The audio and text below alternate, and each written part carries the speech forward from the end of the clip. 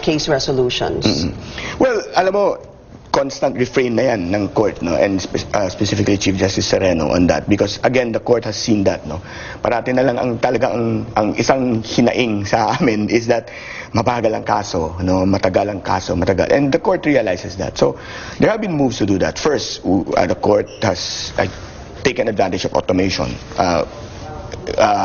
Every chance we get. So we've put in what we call e-courts, particularly in Quezon City. It started in Quezon City, but there are already other courts, Makati, for example, Angeles. No, it allows you to look at your cases. It allows you to determine what the progress of your cases. So it speeds up a little the process. No, it also reduces the possibility of corruption coming in. Kasi hindi ka na kailangang kumausap ng tao eh. Meron ka nang titingnan kaagad, alam mo na kaagad yun. That's part of it. That's part of the process. Together with other partners in the justice sector, and the court's approach here is to say the justice sector is not just the judiciary.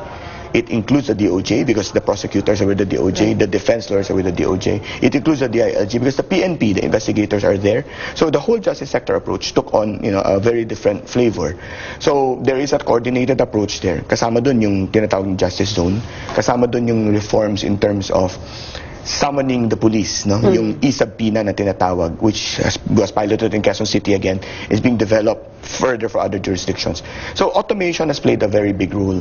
Kasama doon yung monitoring of cases to determine if some courts are heavily congested. Ang tawag doon heavily congested, meaning sobrang dami ng kaso, no? And because of that, the court, through the Chief Justice, has actually requested Congress for budget to hire what we call court decongestion officers. Meaning these are short term, no, effectively project employees, no, with a budget to look at particular courts and to help them determine which cases need to be decided immediately.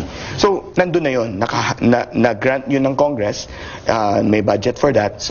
And so that's being done. Those are part of the efforts to streamline and make it faster. Attorney